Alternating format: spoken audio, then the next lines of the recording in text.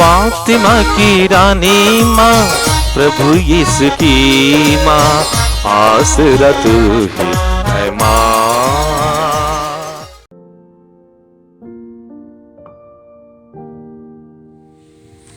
जय यीशु क्रिस्त में प्रिय भाई और बहनों, आप सबों को गौशाला में जन्म लेने वाले बालक यीशु का आनंद, शांति और प्रेम प्राप्त हो।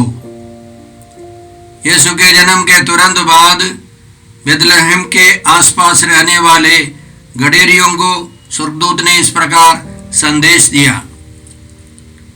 स्वर्गदूत ने उनसे कहा, डरिए नहीं, देखिए मैं आपको सभी लोगों के लिए बड़े आनंद का सुसमाचार सुनाता हूँ।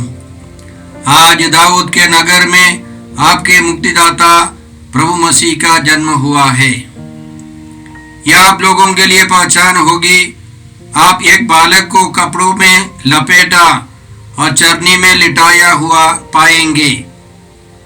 एकाएक उस स्वर्गदूत के साथ स्वर्गीय सेना का विशाल समूह दिखाई दिया, जो यह कहते हुए ईश्वर की स्तुति करता था, सर्वोच्च स्वर्ग में ईश्वर की महिमा प्रकट हो और पृथ्वी पर उसके कृपा पात्रों को शांति मिले। तो सबसे पहले प्रभु यीशु का संदेश, पिता ईश्वर का संदेश इस दुनिया के लिए बड़े आनंद का संदेश है, क्योंकि हम सब अक्सर दुखी रहते हैं, निराश रहते हैं, उदास रहते हैं और इन दिनों बहुत सारे लोग टेंशन में हैं, आर्थिक संकटों से गुजर रहे हैं, परिवार में तरह तरह की समस्याएं हैं और ईश्वर का दूत आपके और मेरे पास आकर कहता है, बड़े आनंद का सुसमाचार है। क्यों? आज दाऊद के नगर में आपके और मेरे मुक्तिदाता का जन्म हुआ है। आपके और मेरे जन्म और यीशु के जन्म में फर्क है। यीशु किसी के दिल में कभी भी जन्म ले सकते हैं। हर रोज यीशु हमारे दिल में आते हैं, वचन के द्वारा, संस्कार के द्वारा, प्रार्थना के द्वारा यीशु हमारे दिल में आते हैं। यीशु का आगमन होता है और यीशु का संदेश, सबसे पहला संदेश आनंद का संदेश है। यह संदेश सबों के लिए है। दूसरा संदेश है कि शांति मिले। पृथ्वी पर ईश्वर के कृपा पात्रों को शांति मिलती है, प्रेम और आनंद मिलता है, शांति मिलती है। शांति बहुत जरूरी है। इसके बीच में एक विशेष नमूना है, एक चिन्ह है। आप एक बालक को कपड़ों में लपेटा, चरनी में लिटाया हुआ पाएंगे। यह यीशु के क्रूस मरण का प्रतीक है। हम लोग बाद में पढ़ेंगे यीशु समाचार के अंतिम में कि यीशु को लपेट लिया। मरने के बाद यीशु के शव को कपड़े से लपेटकर उनको का दफन किया। तो यीशु क्यों आए? हमारे लिए प्रायश्चित करने के लिए, हमको ईश्वर की संतान बनाने के लिए, और उस कार्यक्रम के लिए यीशु को मरना होगा। वर्षों के बाद वही यीशु हमारे लिए कलवारी पर मरेंगे। उनकी लाश को कफन के कपड़े में लपेटकर एक कब्र में रखकर उसको सील कर दिया जाएगा। उसको उसके मुंह पर पत्थर लुढ़काकर उसको बंद कर देंगे, लेकिन यीशु पुनर्जीवित हो जाएंगे।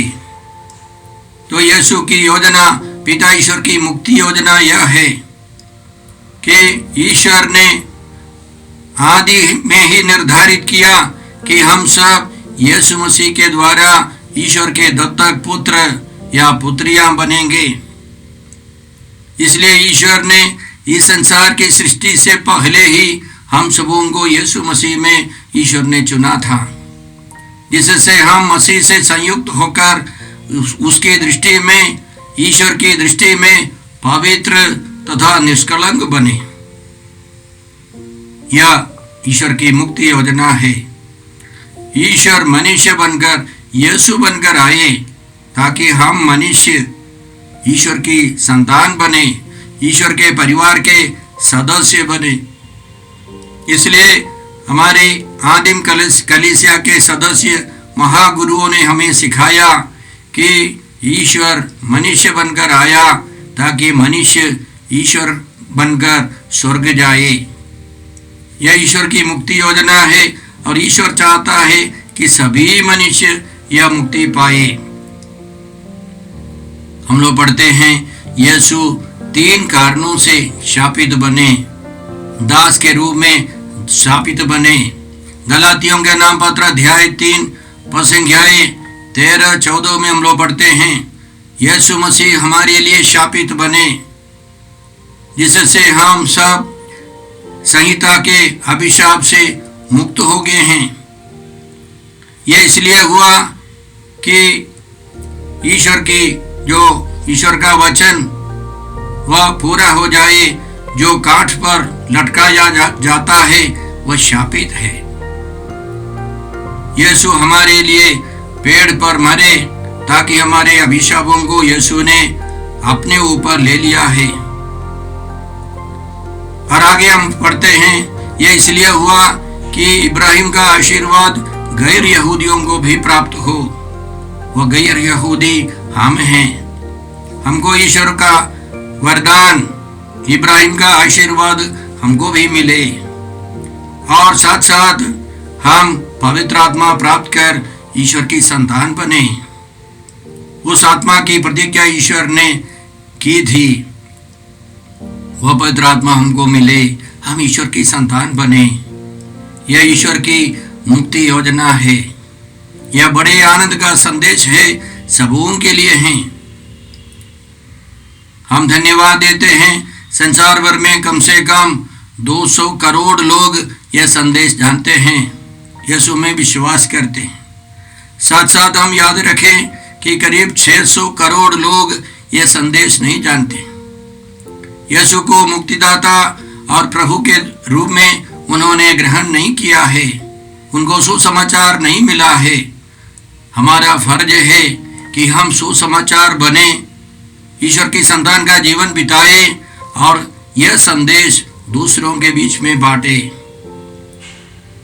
विशेष करके इस कोरोना काल में तीसरी लहर का डर है। हम लोग सुनते हैं तीसरी लहर आ रही है। हम लोग पिछले 2-3 सालों से, 1.5 सालों से हम लोग संकटों से गुजर रहे हैं, समस्याएं हैं, लेकिन हम लोगों को निराश उदास नहीं होना है, हमें हताश नहीं रहना है। हर परिस्थिति में हमको आनंदमय जीवन बिताना है, क्योंकि संत पौलुस लिखते हैं ईश्वर की योजना, थिस्सलुनीकियों का नाम पहला पत्र अध्याय 5 पद संख्या 16, 17, 18। आप लोग हर समय प्रसन्न रहें, खुश रहें, निरंतर प्रार्थना करते रहें, सब बातों के लिए ईश्वर को धन्यवाद दें। सब बातों में, हर परिस्थिति में ईश्वर को धन्यवाद दें। यह ईश्वर की इच्छा योजना है। हमें हताश नहीं रहना है। अपनी ओर देखने पर, अपने परिवार की ओर देखने पर हम निराश हो सकते हैं, लेकिन स्तोत्रकार दाऊद हमें सिखाता है प्रभु की ओर दृष्टि लगाओ, आनंदित हो, तुम कभी निराश नहीं होगे। यदि हम ईश्वर को धन्यवाद देंगे, ईश्वर की स्तुति आराधना करेंगे, हम लोगों के अंदर का जो दुख है, निराशा है, चिंता है, वो सब दूर हो जाएगी। इस क्रिसमस सीजन में, इस बड़े दिन के अवसर पर यीशु हमें यही सिखाते हैं। इस संदेश को हमको स्वीकार करना है और अन्य लोगों तक पहुंचाना है। आप जानते हैं कोरोना काल में हम लोगों ने अपने सेंटर के कार्यक्रम सब बंद कर दिए। फिर भी प्रभु की कृपा से, प्रेरणा से हम लोगों ने YouTube के द्वारा हर रोज प्रतिदिन सुबह का जो मिसा बलिदान और दैनिक पाठ, मिसा के दैनिक पाठों पर टिप्पणी प्रवचन हम लोगों ने दिया है, हम देते आए हैं और बहुत सारे लोगों ने उससे फायदा उठाया है। इसी तरह बहुत सारे प्रचारक संचार माध्यमों के द्वारा सुसमाचार का प्रचार करते आए हैं। हम ईश्वर को धन्यवाद देते हैं। फिर से हम लोगों ने सितंबर महीने से हम लोगों के सेंटर में प्रवचन, आध्यात्मिक साधना शुरू की है। आप सबों का स्वागत है। साथ साथ हमारी पत्रिका जो है वचनधारा पत्रिका, उसका प्रचार प्रसार करिए। आप लोगों को यह सूचना देना चाहता हूं कि अगले साल मार्च 2022 में 14 से 18 तक, मार्च 14 से 18 तक हम लोगों के सेंटर में एक अंग्रेजी रिट्रीट साधना होगी। फादर दानियल पूर्णतिल त्रिवांड्रम के माउंट कार्मल साधना केंद्र के संचालक और उनके सहयोगी इस साधना का संचालन करेंगे। यह बिशप स्वामियों के लिए, पुरोहितों के लिए और धर्मसज्ञों के लिए है। इसकी फीस मात्र 1000 रुपये है। आने पर देना काफी है। मेरे वचन सुनने वाले कोई व्यक्ति विश्वासी या प्रचार करे या कोई बिशप स्वामी या पुरोहित या धर्मसंघी मेरी बात सुन रहे हो, आप लोगों से अनुरोध है, आप आकर इस साधना में भाग ले और इससे बहुत कृपा पाए। साथ साथ इस मौके पर मैं आप सबों को धन्यवाद देना चाहता हूं, जिन्होंने हमारे इस केंद्र की सहायता की है। आर्थिक रूप से, आध्यात्मिक रूप से और शारीरिक रूप से यहाँ आकर जिन्होंने सेवा की है, उन सबों को प्रभु 100 गुनी आशीष दे।